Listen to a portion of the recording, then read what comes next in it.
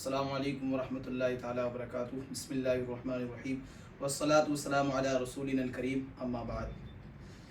معزز سامعین اکرام، آج ہم لوگ آپ کو ایک خاص اہم عقیدے کی مسئلے کی طرف لے کر جا رہے ہیں۔ یہ وہ عقیدہ ہے کہ جس کا معلوم ہونا ہر ایک مسلمان کے لیے بہت ضروری ہے، کہ جس میں ذرا سی لغزش بھی ایمان میں خلل کا سبب بن سکتی ہے۔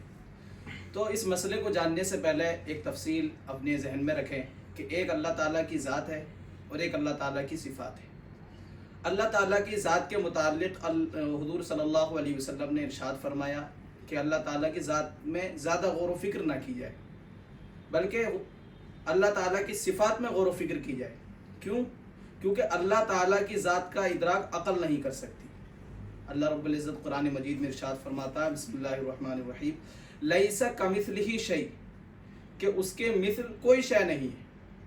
یعنی اللہ رب العزت کسی انسان کے مشابہ نہیں ہے، کسی جمادات نباتات کے مشابہ نہیں ہے۔ کائنات میں جتنی بھی اشیاء موجود ہیں، اللہ تعالیٰ کسی کے بھی مشابہ نہیں ہے۔ تو عقل ادراک انہی چیزوں کا کر سکتی ہے جو عقل میں پہلے سے جن کا تصور موجود ہو۔ جب اللہ تعالیٰ کا تصور ہی پہلے سے نہیں ہے، کیونکہ اللہ تعالیٰ کسی کے مشابہ ہی نہیں ہے، تو جب اللہ تعالیٰ کا تصور ذہن میں پہلے سے موجود ہی نہیں ہے تو اللہ تعالیٰ کا ادراک، اللہ تعالیٰ کی ذات کا ادراک عقل کیسے کر سکتی ہے؟ تو لہٰذا اللہ تعالیٰ کی ذات کے متعلق زیادہ غور و فکر نہیں کرنی چاہیے۔ اللہ تعالیٰ کی صفات کے متعلق غور و فکر کرنی چاہیے۔ اللہ تعالیٰ کی صفت قدرت ہے، صفت علم ہے، صفت قہاریت ہے، صفت جباریت ہے، ان تمام صفات کے متعلق غور و فکر کرنی چاہیے۔ ایک جو اس تفصیلی گفتگو کے بعد جو سب سے اہم سوال ہے، جو اکثر پوچھا جاتا ہے، این اللہ، خدا کہاں ہے؟ ویئر از دا گاڈ، اللہ کہاں ہے؟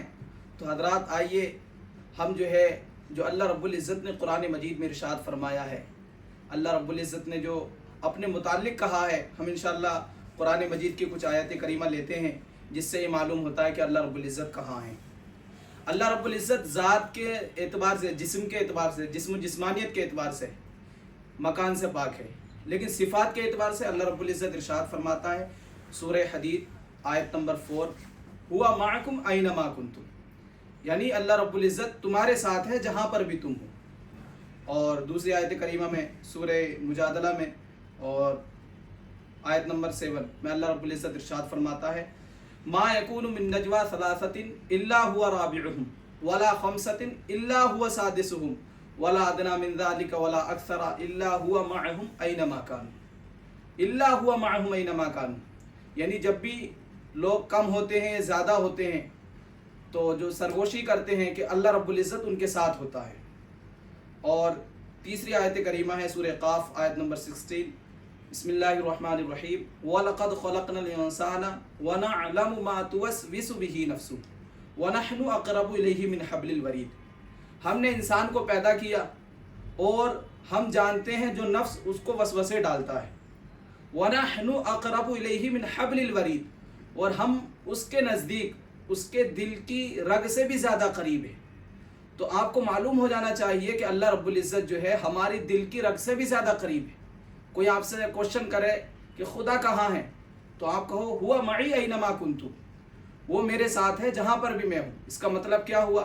یعنی اس کی نصرت میرے ساتھ ہے، میں دنیا میں کسی بھی مکان پہ ہوں، اس کی نصرت میرے ساتھ ہے۔ اس کا جو علم ہے وہ مجھ کو گھیرے ہوئے ہے۔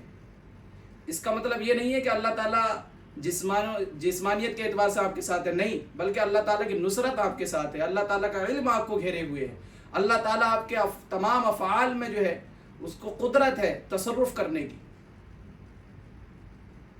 مع السلامہ۔ خلاص۔